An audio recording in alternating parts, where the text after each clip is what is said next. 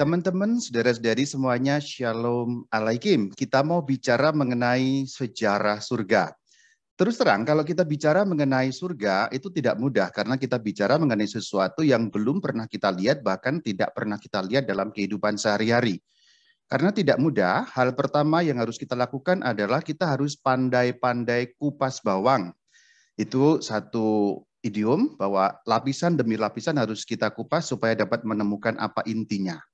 Maka hal pertama yang mau saya ajak kepada saudara-saudari adalah mari kita mengupas secara terminologis atau peristilahannya lebih dahulu.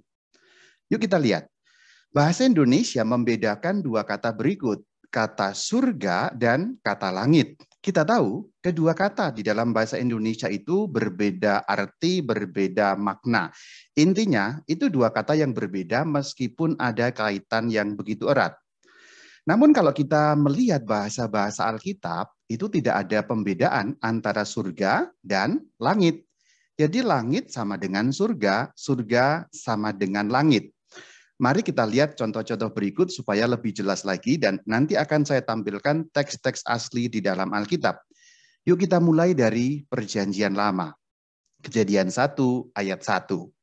Pada mulanya Allah menciptakan langit dan bumi. Perhatikan ada kata langit dalam ayat ini. Ayat selanjutnya Kejadian 28 ayat yang ke-17. Dahsyatnya tempat ini. Ini pintu gerbang surga. Ada kata surga di dalam ayat ini. Yuk sekarang kita jejerkan ayat ini. Kejadian 1 ayat 1 dan Kejadian 28 ayat yang ke-17. Langit dengan surga. Mari kita lihat di dalam bahasa Ibrani, yaitu bahasa asli Alkitab Perjanjian Lama. Yuk kita lihat. Kejadian 1 ayat 1 adalah yang saya tampilkan ini. Tidak usah kita baca, tapi kita langsung lihat bagian yang warna kuning saja. Yang warna kuning itu terbaca Shamayim. Itu Kejadian 1 ayat 1. Selanjutnya Kejadian 28 ayat 17. Langsung pada bagian yang warna kuning, itu juga bunyinya Shamayim. Yuk sekarang kita jejerkan. Kejadian 1 ayat 1, kita jejerkan dengan Kejadian 28 ayat 17, ada kata Shamayim, ada kata Shamayim. Berarti dua kata di dalam kedua ayat itu adalah kata yang sama. Berarti ini persis sama. Maka sekarang kita terapkan kembali yuk ke dalam bahasa Indonesia. Maka ketika kita terjemahkan dengan penerapan menurut bahasa aslinya Ibrani tadi, Kejadian 1 ayat 1 akan berbunyi, pada mulanya Allah menciptakan Shamayim dan bumi. Kemudian Kejadian 28 ayat yang ke-17 akan berbunyi, dahsyatnya tempat ini pintu gerbang Shamayim. Saya membuat sengaja seperti itu untuk mengatakan bahwa kata yang terdapat di dalam Kejadian 1 ayat 1 dan Kejadian 28 ayat 17 adalah kata yang sama, yaitu kata Shamayim. Berarti ini kata yang sama. Tetapi kalau kita melihat terjemahan dalam bahasa Indonesia tadi, tidak sama. Lihat, langit dan surga. Berarti kan berbeda. Lalu mana yang benar? Kita simpan lebih dulu ya. Sekarang kita lanjut ke Perjanjian Baru. Kita periksa lagi dalam Matius 6 ayat yang ke-9. Bunyinya demikian. Berdoalah demikian Bapa kami yang di surga. Ada kata surga. Sekarang kita lihat Matius 6 ayat yang ke-26. Bunyinya demikian. Pandanglah burung-burung di langit yang tidak menabur. Ada kata langit. Sekarang kita tempelkan dua-duanya dalam satu layar ya. Matius 6 ayat 9, surga. Matius 6 ayat 26, langit. Berarti berbeda ya. Ada langit, ada surga. Yuk kita lihat bahasa Yunaninya berbunyi seperti apa. Matius 6 ayat 9 dalam bahasa Yunani. Nggak usah dibaca semua, langsung saja bagian yang warna kuning. Itu dibaca uranois. Uranois itu bentuk pentasrifan dari kata Uranos. Sekarang kita maju, Matius 6 ayat 26.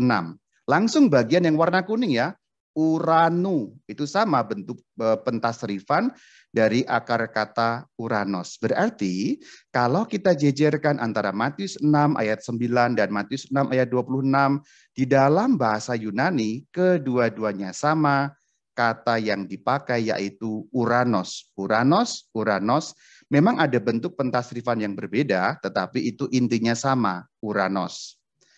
Nah, kita sekarang terapkan untuk bahasa Indonesia ya. Saya utak-atik sedikit terjemahannya. Matius 6 ayat 9. Berdoalah demikian, Bapa kami yang di Uranos. Kemudian Matius 6 ayat 26. Pandanglah burung-burung di Uranos yang tidak menabur dan seterusnya dan seterusnya. Berarti di dalam teks aslinya itu kan sama kata yang dipakai Uranos. Tetapi kalau kita melihat di dalam bahasa Indonesia kok menjadi beda. Matius 6 ayat 9 ada kata surga. Matius 6 ayat 26 kok di situ ada kata langit. Nah lo, mana yang benar? Pusing nggak lo? Pusing nggak? Nah, kita di situ menemui masalah terminologis yang pelik sebenarnya. Terminologis berarti peristilahan. Ada istilah Uranos, ada istilah Syamayim, ada istilah surga, ada istilah langit. Jadi di dalam penerjemahan saja Alkitab sudah menemukan beberapa hal yang pelik. Lanjut yuk, biar makin cenut-cenut.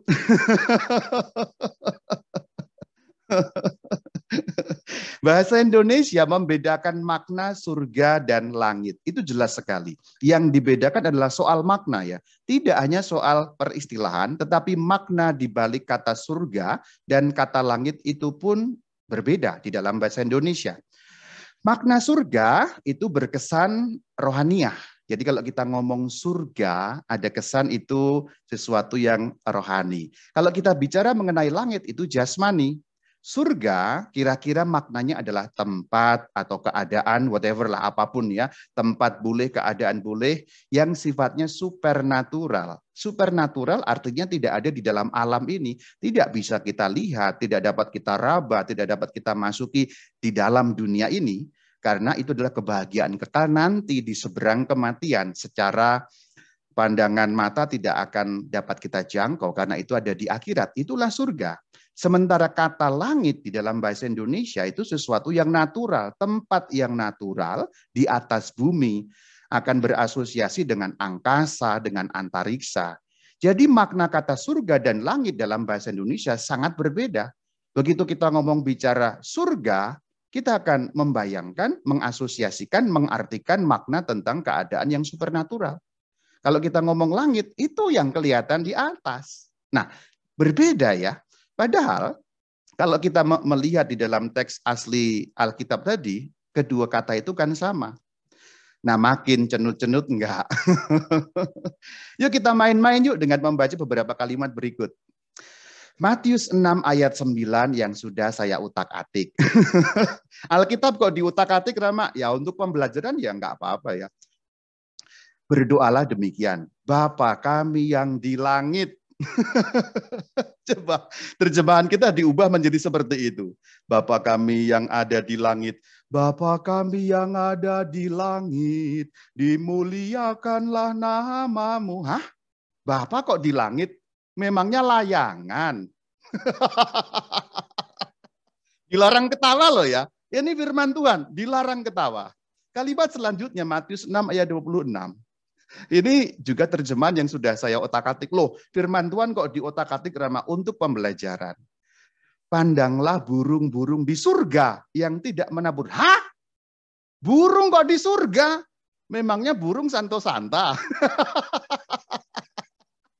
Tetap dilarang ketawa. Hanya yang bicara yang boleh tertawa. Anda yang mendengarkan dilarang ketawa. Ketawa didenda. Burung kok di surga, yakin? Memangnya orang kudus kok burung kok di surga. Tetapi kalau kita lihat kedua kalimat itu teks aslinya kan sama. Namun kalau kita lihat dalam terjemahan bahasa Indonesia, keduanya tidak dapat dipertukarkan. Kata langit dan kata surga tidak dapat dipertukarkan. Maka terjemahan yang benar hanya akan berbunyi Bapa kami yang di surga. Terjemahan yang benar hanya akan berbunyi pandanglah burung-burung di langit. Tidak bisa Bapa di langit, burung di surga. Karena di dalam bahasa Indonesia, kedua kata itu tidak dapat dipertukarkan karena makna dan asosiasi yang berbeda. Contoh ini, sekarang kita sedikit main-main. Ada lagu anak, bintang kecil yang Di mana? Langit yang tinggi ya. Tinggi apa biru? Ayo, tinggi apa biru? Yang benar tuh tinggi, bukan biru ya. Kalau tinggi itu rimanya pas. Di langit yang tinggi, terbang dan menari. Nah itu, kalau itu biru nanti nggak pas. Di langit yang biru, terbang dan membisu. Harus udong. Bintang kecil di langit yang tinggi. Nah itu ada kata langit. Coba diganti kata surga. Bintang kecil di surga yang tinggi. Make sense nggak? Dalam bahasa Indonesia. Tidak masuk akal. Karena maknanya lain. Atau pepatah ini dari manapun asalnya ya. Surga di bawah telapak kaki ibu. Coba diganti. Langit di bawah telapak kaki ibu. Wow! Ibu terbang kemana? Sampai surga, sampai langit ada di bawah telapak kaki ibu. Jadi itu semua tidak masuk akal dalam bahasa Indonesia. Pokoknya dilarang ketawa. Dilarang ketawa tentang itu semua ya. Nah kita ingat di bagian depan tadi, bahasa-bahasa Alkitab tidak membedakan surga dengan langit. Jadi surga sama dengan langit, langit sama dengan surga. Sementara di dalam bahasa Indonesia itu dibedakan. Maka secara peristilahan ini sudah ada kekacauan. Dan kalau ini tidak pernah dibicarakan, nanti di dalam benak orang Katolik ada banyak kekacauan juga. Kalau ini tidak dimengerti, mungkin bagi beberapa dari Anda ini baru dimengerti sekarang. Hah, bener ya? Surga sama dengan langit, langit sama dengan surga. Ya iya memang demikian bahasa-bahasa dalam Alkitab. Contoh kalau kita kembali ke dalam bahasa perjanjian lama tadi, Shamayim. Shamayim itu berarti surga juga, berarti langit juga. Berarti memang dua-duanya itu maknanya sama. Kalau di dalam bahasa-bahasa Alkitab. Rama makin puyeng, kelanjut bahasa. Biar nggak pusing, sekarang kita simak kosmologi Yahudi saja. Yuk kita ngomongin sekarang mengenai kosmologi Yahudi. Kata kosmologi itu dari bahasa Yunani kosmos dan logos. Kosmos artinya alam semesta ya. Ingat, kosmos alam semesta bukan rice cooker. Dilarang ketawa lagi ya. Dilarang ketawa pokoknya. Dilarang ketawa malam ini ya. Kosmos alam semesta. Logos itu ilmu, jadi kosmologi ya kurang lebihnya ilmu tentang alam semesta atau pandangan mengenai alam semesta. Contoh, ada pandangan mengenai bumi. Bumi berbentuk bola atau bulat ya, apapun bolehlah bulat, bola. Kalau saya kok lebih setuju bola ya. Kalau bulat itu kan berarti dua dimensi ya. Bumi berbentuk bola. Contoh yang lain, bumi itu datar. Nah, ini merupakan kosmologi. Kosmologi bumi bulat, kosmologi bumi datar. Yang akhir-akhir ini sedang rame itu loh, flat earth itu loh, kaum bumi datar. Ini kan yang ribut-ribut belakangan ini kan. Nah ini kosmologi bagaimana orang memandang mengenai alam semesta. Ada yang mengatakan bumi itu bola atau bumi itu bulat. Dan itu yang kita yakini sekarang berdasarkan dengan ilmu pengetahuan. Tetapi ada saja orang-orang yang dianggap ya edan atau gila menganggap bumi itu datar. Dan ini berlawanan akhir-akhir ini. Nah itu yang dinamakan kosmologi. Pandangan mengenai alam semesta, ilmu mengenai alam semesta. Yang akan kita pelajari adalah kosmologi perjanjian lama, karena kalau kita mau lihat kosmologi Yahudi ya harus lihat perjanjian lama, karena kitabnya orang Yahudi adalah kitab perjanjian lama. Yuk kita mulai dari Kejadian 1 ayat yang ke-6. Berfirmanlah Allah, jadilah cakrawala di tengah segala air untuk memisahkan air dari air. Perhatikan yang dicetak warna kuning ada kata cakrawala. Di dalam teks asli bahasa Ibrani itu berbunyi rakia. Rakia itu kurang lebih artinya kubah. Jadi ayat ini dapat juga diterjemahkan berfirmanlah Allah, jadilah kubah di tengah segala air untuk memisahkan air dari air. Perhatikan memisahkan air dari air. Nanti tema ini akan diulang pada beberapa ayat setelah ini. Yuk kita masuk ayat selanjutnya yaitu ayat yang ke-7. Maka Allah menjadikan cakrawala, kembali ke depan tadi, kubah, rakia, cakrawala, dan Allah memisahkan air yang ada di bawah cakrawala itu dari air yang ada di atasnya, dan jadilah demikian. Yuk kita lihat bagian yang dicetak warna kuning, air yang ada di bawah kubah, dan juga air yang ada di atas kubah. Maka kalau digambar kira-kira seperti ini, ada air di atas, ada air di bawah. Berarti lingkaran atau elips atau apapun namanya itu yang warna biru itu menggambarkan air. Lalu ada lengkungan yang warna ungu menggambarkan rakia, menggambarkan cakrawala atau kubah yang disebutkan di dalam ayat 6 dan ayat 7 kitab Kejadian bab pertama tadi. Jadi ada samudra atas, ada samudra bawah, dipisahkan oleh lengkungan atau kubah. Itulah kosmologi Perjanjian Lama, kosmologinya orang Yahudi. Jadi di atas ada air, di bawah ada air. Itulah kenapa langit berwarna biru. Kenapa langit berwarna biru? Coba lihat gambar ini. Ada air di atas, ada air di bawah. Jadi kalau kita melihat ke atas akan berwarna biru karena ada air di atas.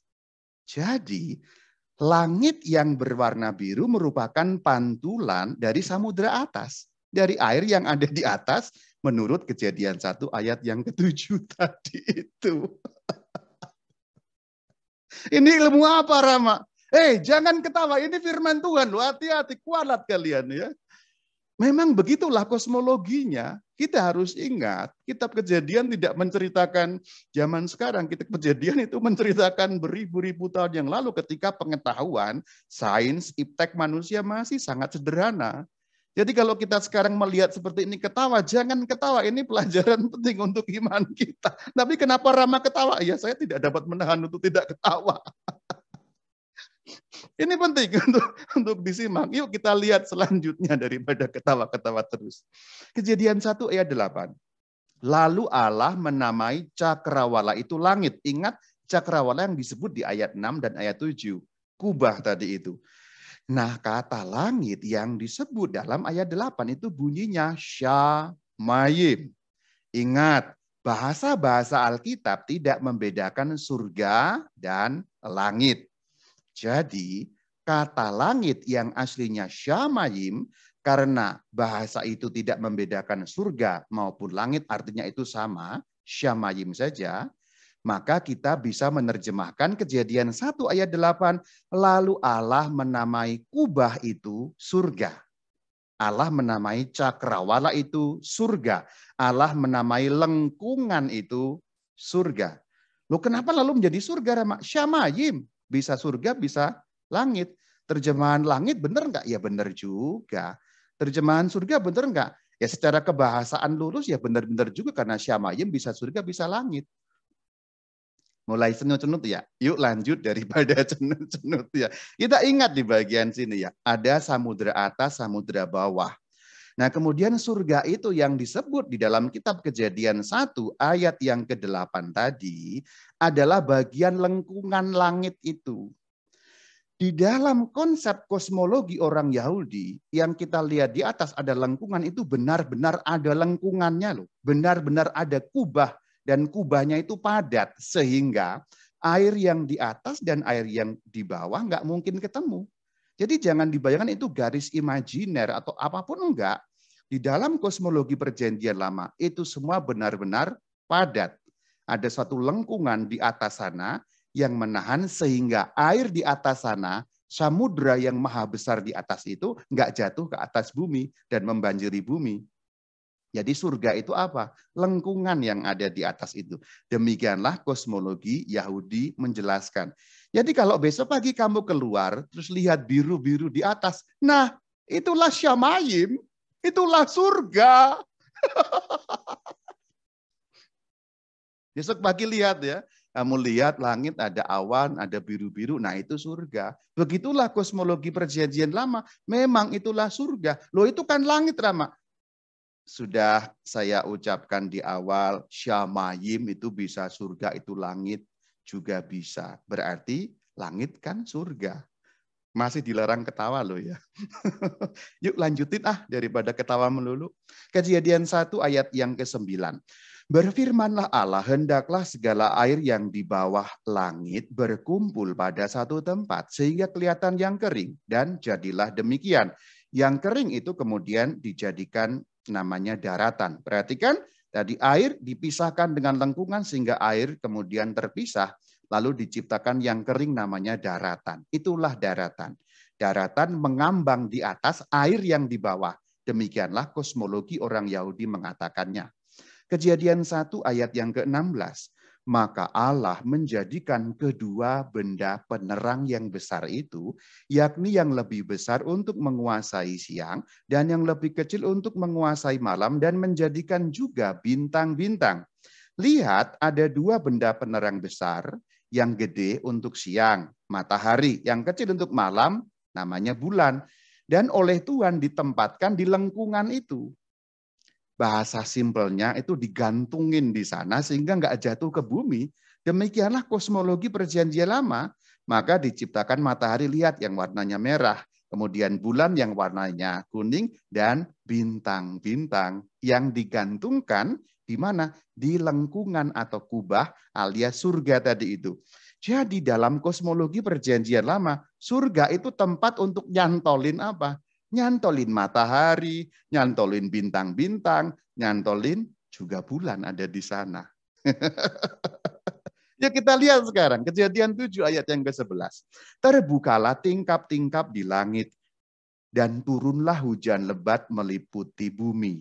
Kata tingkap-tingkap dalam teks asli berbunyi arubot. Tingkap-tingkap itu kalau kita sekarang nggak terlalu tahu kata itu ya.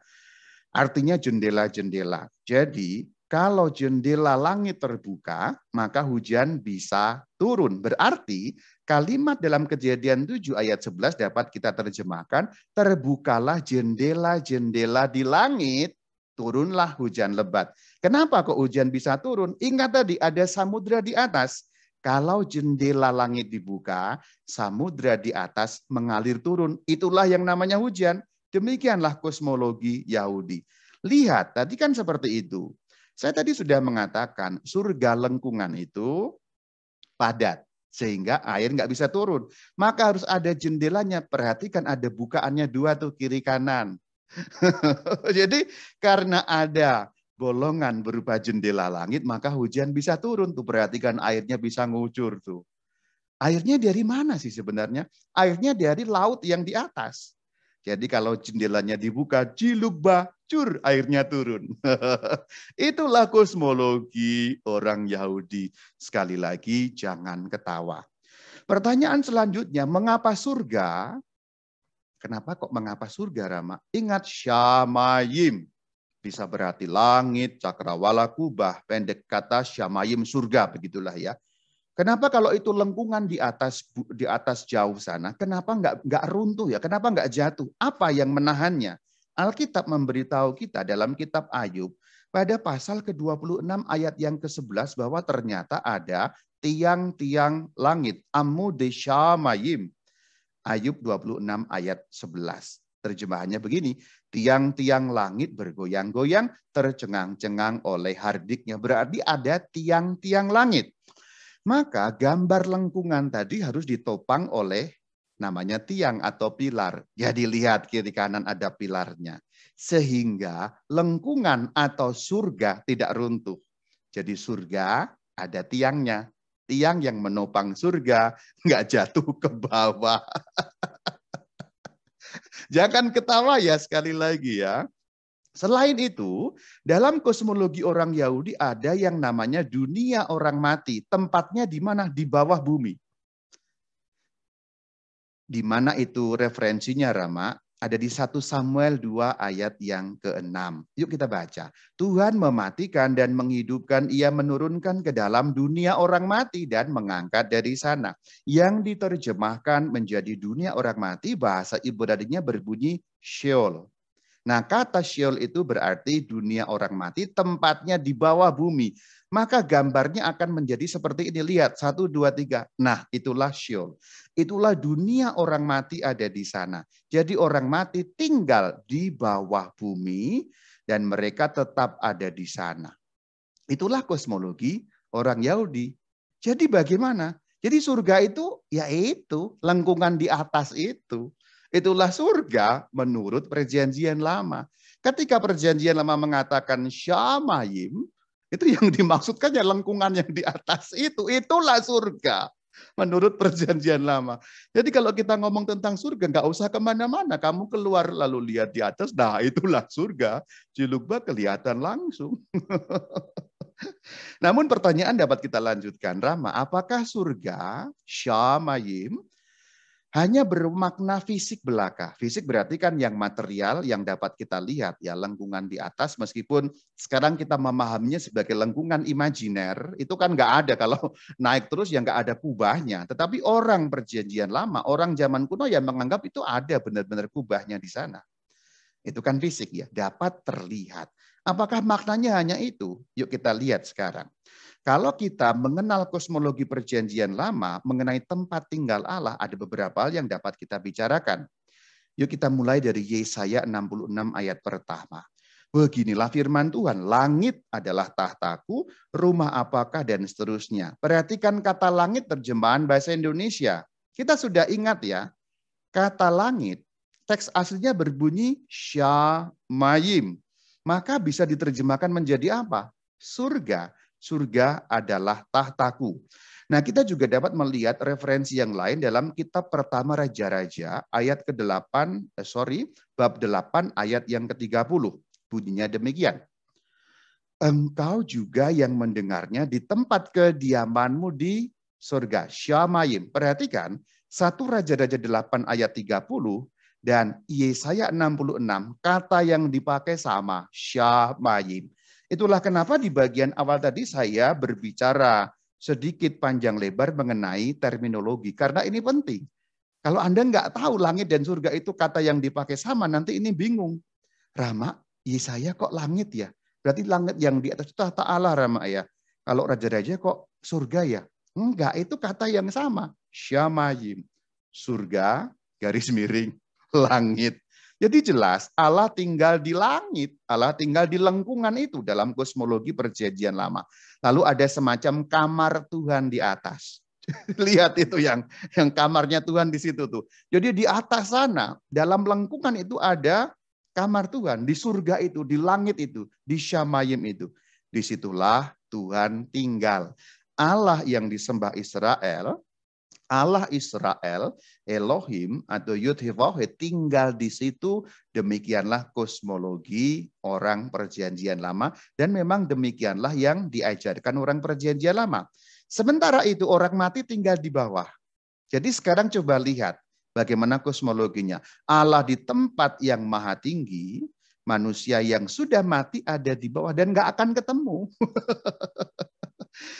Kalau kita tahu ilmu tentang perjanjian lama itu nggak pernah menyatakan bahwa ketika mati manusia akan tinggal di surga bersama dengan Allah. Perhatikan kosmologinya. Perjanjian lama membicarakan ini semua. Jadi apa yang saya gambarkan dengan gambar seperti ini, dalam layar yang kau lihat, itu bukan karangan Rama Bayu. Itulah yang diajarkan dalam perjanjian lama. Cenut-cenut nggak? Biarinlah. Malam ini aku nggak bicara bahasa Jepang, biarin dah. Karena bicara sejarah surga ya harus begini-begini yang dibicarakan. Jadi nggak ada satu ayat pun. Nanti kamu boleh cari dalam perjanjian lama loh ya. Satu ayat pun yang menceritakan kalau manusia mati nanti akan tinggal di surga, nggak ada. Karena kalau manusia mati tinggal di bawah bumi itulah Sheol. Yaitu namanya alam maut atau dunia orang mati. Kenapa? Karena tempat tinggal Allah dan tempat tinggal manusia terpisah. Lihat gambarnya. Allah di tempat maha tinggi, manusia yang sudah mati ada di tempat yang maha dalam, maha gelap di bawah kegelapan bumi sana. Jadi tempat tinggal Allah dan tempat tinggal manusia terpisah. Itu kalau sudah mati. Loh kalau manusia sudah masih hidup bagaimana Rama? Juga terpisah. Lihat bagian yang warna hijau itu. Itulah bumi. Disitulah manusia yang masih hidup tinggal. Nah kalau dulu Adam dan Hawa bagaimana Rama? Juga nggak ada di surga. Itu kesalahkaprahan umum. Kalau kamu pernah berpikir sebagai orang Katolik bahwa dulu Adam dan Hawa tinggal di surga, kamu tidak berpikir sesuai dengan fakta dalam Alkitab. Yuk kita lihat. Karena tempat tinggal Allah dan tempat tinggal manusia sejak semula sudah terpisah. Jadi ketika manusia masih hidup sudah terpisah tempat tinggalnya. Ketika manusia mati juga malah makin terpisah jauh. Dan sejak awal memang sudah terpisah.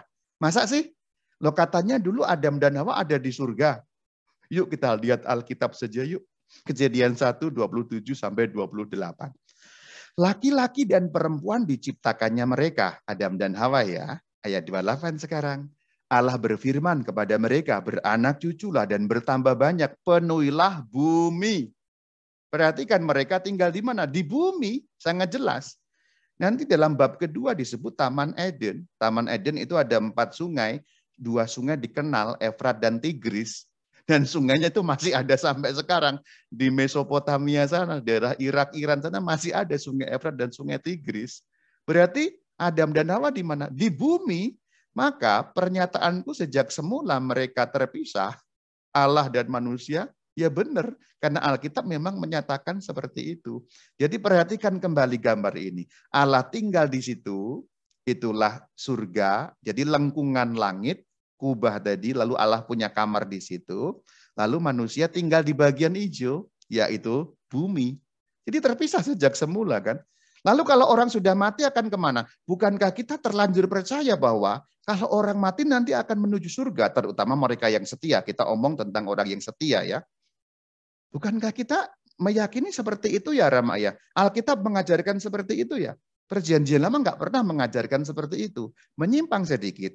Itulah kenapa ada kelompok Saduki.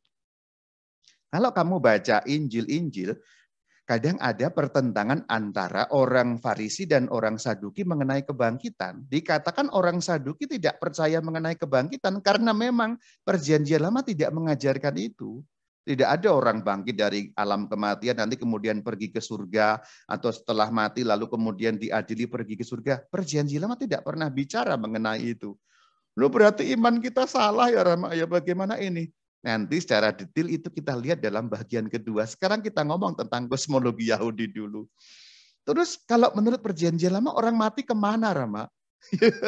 Sudah dikatakan tadi di bagian awal, tapi akan saya kutip juga beberapa ayat referensinya ya. Tinggalnya di situ yang bagian coklat itu, di bawah bumi sana. Mazmur 49 ayat 15, yuk kita lihat. Mereka turun langsung ke kubur, turun ya, perawakan mereka hancur, dunia orang mati menjadi tempat kediaman mereka. Perhatikan kediaman, berarti tinggal. Berarti tinggalnya di dunia orang mati di bawah namanya Sheol. Kata yang diterjemahkan dunia orang mati berbunyi Sheol. Ada referensi lain itu. Ayub 7 ayat 9, Ayub 11 ayat yang ke-8. Yuk kita lihat. Orang yang turun ke dalam dunia orang mati atau orang yang turun dalam Sheol. Lihat bahwa itu turun. Berarti memang di bawah bumi sana. Dalam kosmologi Yahudi demikian. Ayub 11 ayat 8. Dalamnya melebihi dunia orang mati. Dikatakan kedalaman atau dalamnya berarti memang di bawah bumi sana. Itulah tempat orang mati tinggal. Jadi Alkitab Perjanjian Lama mengajarkan bahwa begitu orang mati, mereka tidak akan menuju ke surga, nggak akan menuju ke langit, nggak akan menuju ke Syamayim. Apalagi masuk ke kamarnya Tuhan, nggak mungkin. Karena memang sejak semula sudah terpisah. Nah itu dia, cenut-cenut Rama, rasain lo. Jadi ingat baik-baik ini ya. Menurut Perjanjian Lama Allah tinggal di kamarnya di atas sana di Syamayim. Manusia tinggal di bumi bagian hijau dan kalau sudah mati ya nggak mungkin naik. Tetap tinggal di bumi tapi di bagian bawah bumi sana namanya Sheol, dunia kegelapan, dunia orang mati. Jadi orang mati tidak pergi ke surga. Nah, ini ateis ya Rama ya? Bukan. Saya mengajarkan bagaimana sejarah surga dalam arti sejarah mengenai pemahaman tentang surga. Kalau sekarang Anda senut-senut nggak apa-apa. Karena nanti akan berguna untuk part yang kedua, tinjuan ini. Dan aku berjanji, sekarang aku nggak akan bicara tentang bahasa Jepang, jelas dan gampang. Mungkin nanti bagian yang kedua, saya akan bicara mengenai Jepang jelas dan gampang. Malam ini rumit-rumit dan sulit. Tapi kan kita banyak ketawa, lumayan lah ya. Saudara-saudari, teman-teman semua, sampai pada pembuangan ke Babel itu dialami oleh orang Yahudi ya. Itu dengan kehancuran negeri selatan, orang Yahudi tidak punya gagasan atau tidak punya ajaran mengenai kebangkitan badan atau kebangkitan orang mati. Untuk orang Yahudi sebelum pembuangan ke Babel, kira-kira 500-an tahun sebelum Tuhan Yesus, tepatnya 586 sampai tahun-tahun 500-an, 400-an sebelum Tuhan Yesus, orang Yahudi itu tidak pernah berpikir atau tidak pernah punya ajaran mengenai kebangkitan orang mati. Jadi begitu orang mati ya kemudian tetap ada di bawah bumi sana. Apakah kalau manusia mati hilang Rama? Enggak. Yang mati badannya tapi orangnya tetap hidup di bawah kedalaman bumi, di dalam kegelapan sana. Ngapain Rama? Ya cuman diam-diam nganggur aja. Itulah ajaran orang Yahudi, tanda petik yang aslinya. Sebelum pembuangan ke Babel. Nah nanti ajaran mengenai kebangkitan orang mati dan kebangkitan badan, kemudian baru ketika orang Israel pulang dari pembuangan, itu mulai ada gagasan ajaran mengenai itu. Dan kalau kita melihat ajaran mengenai kebangkitan orang mati atau kebangkitan badan, lalu nanti ada nyambungnya dengan ajaran bahwa orang yang meninggal, kemudian rohnya masuk kepada tanda petik kamarnya Allah tadi, naik ke surga. Tapi itu datang belakangan. Kalau sekarang kamu membuka Alkitab Perjanjian Lama, tidak ada ajaran seperti itu. Itu nanti baru kita jumpai di Perjanjian Baru. Yang akan kita bahas di part yang kedua. Jadi sabar dulu. Jadi sekarang sisi Perjanjian Lama dulu, dengan banyak ketawa-ketawa ini, nanti sisi Perjanjian Baru saya bahas. Pendek kata, tidak pernah ada ajaran mengenai kebangkitan orang mati sebelum orang Israel mengalami pembuangan Babel. Kira-kira 400-500-an sebelum kedatangan Tuhan Yesus. Nah mungkin ada yang ngomong, kitab Daniel itu mengajarkan kebangkitan orang mati, Rama. Betul, ada ajaran dalam kitab Daniel bab 12 ayat 2 mengenai kebangkitan orang mati. Namun di sana tidak pernah dikatakan bahwa mereka yang bangkit akan ke surga. Kenapa sih? Kita kembali ke depan tadi. Karena tempat tinggal Allah dan manusia jelas berbeda. Allah tinggal di surga, di Syamayim di langit, manusia di bumi. Jadi nggak mungkin pergi ke sana. Yuk kita lihat kalau nggak percaya, Daniel 12 ayat 2. Banyak dari antara orang-orang yang telah tidur di dalam debu tanah akan bangun. Ini menggambarkan kebangkitan. Sebagian untuk hidup yang kekal, sebagian untuk mengalami kehinaan dan kengerian yang kekal. Loh ini kan surga, Rama. Mana? Nggak ada. Hanya dikatakan bangkit dan kitab Daniel bisu mengenai bagaimana mereka akan hidup caranya. Kok dikatakan kengerian kekal itu di mana? Kok dikatakan hidup kekal itu di mana? Enggak pernah jelas.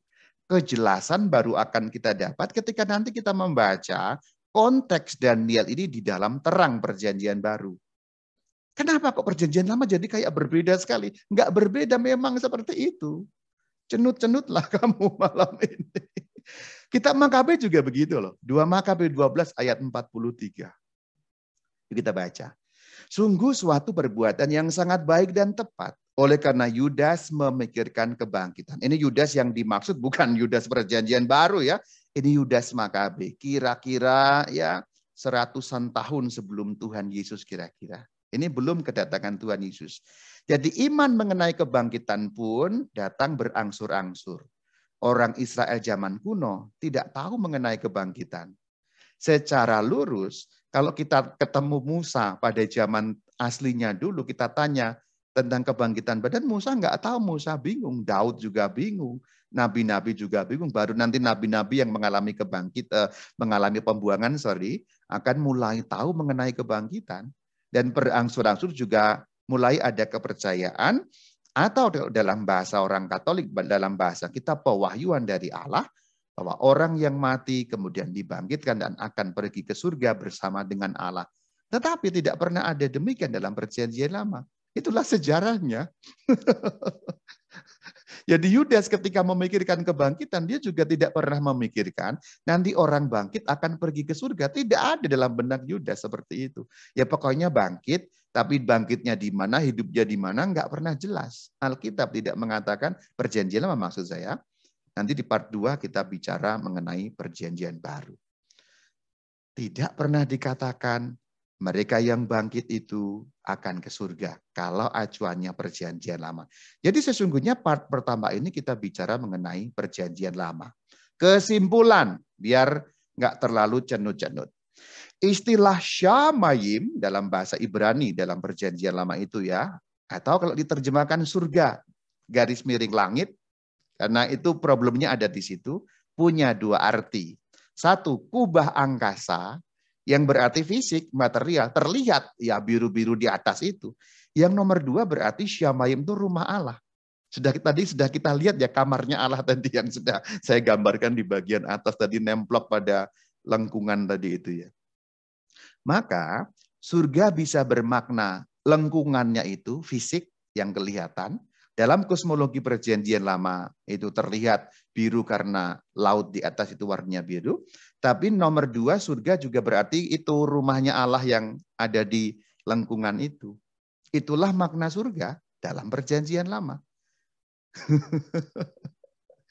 Lalu, hampir lupa nih, terakhir nih. Elia kemana, Pak? Tahu tuh Elia kemana. Kemarin ketemu di warung kopi, nggak tahu sekarang kemana tuh.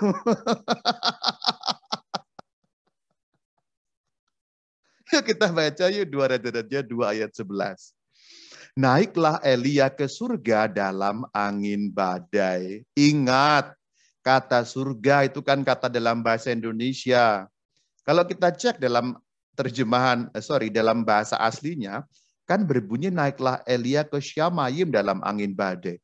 Sedangkan Syamayim itu bisa berarti surga, bisa berarti langit, bisa berarti lengkungan itu, bisa berarti rumah Allah juga. Jadi mana yang dimaksud? Jadi ketika orang mengatakan Elia langsung ke surga, siapa bilang Elia ke Syamayim? Tapi Syamayim artinya kan ada 2, kubah angkasa itu atau rumah Allah. Sedangkan dalam perjanjian lama tidak ada orang yang pergi ke rumah Allah dan memasuki rumah Allah karena tempat tinggalnya berbeda. Jadi Elia kemana? Tahu, Allah gelap. Terakhir banget ya. Henok kemana, Rama? Itu lebih nggak jelas lagi. Dalam teks mengenai Henok dikatakan hanya diangkat.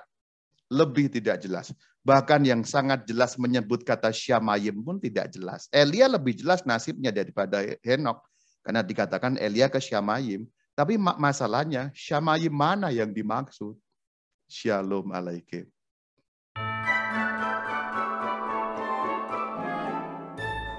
Sangat-sangat menarik. Karena aku benar-benar baru tahu sih, Ma. Jadi tadi pas lagi di awal aku bilang kayak kalau kita ngomong sejarah, biasanya kan ngomongin sejarah duniawi gitu ya. Tentang apa yang terjadi dulu di dunia gitu. Nah, aku nggak nyangka ternyata kalau iman kita, kepercayaan kita tentang surga, itu tuh jadulnya, zaman dulunya ternyata based on perjanjian lama se-fisik itu ternyata, Maya. Ternyata benda yang ada di langit gitu. Ya, memang begitu. Iya, aku tadi soalnya cuma asbun gitu di awal. Kali ini kita mau belajar tentang sejarah surga. Biasanya dunia. Loh, ternyata Syamayim itu dulu dipandang fisik gitu. Jadi menarik banget buat aku. Aku benar-benar baru tahu malam ini sih. Emang selama ini kemana aja lu? Kemana ya? Oke, jadi udah dibuka nih sesi. Justru karena ini kayaknya memang cukup baru untuk banyak orang juga. Kita diskusi aja. Itu kan lebih menarik sekarang. Yes, betul. Karena mungkin banyak orang kesetrum nih otaknya malam ini nih. Aku salah satunya. Yuk diskusi yuk.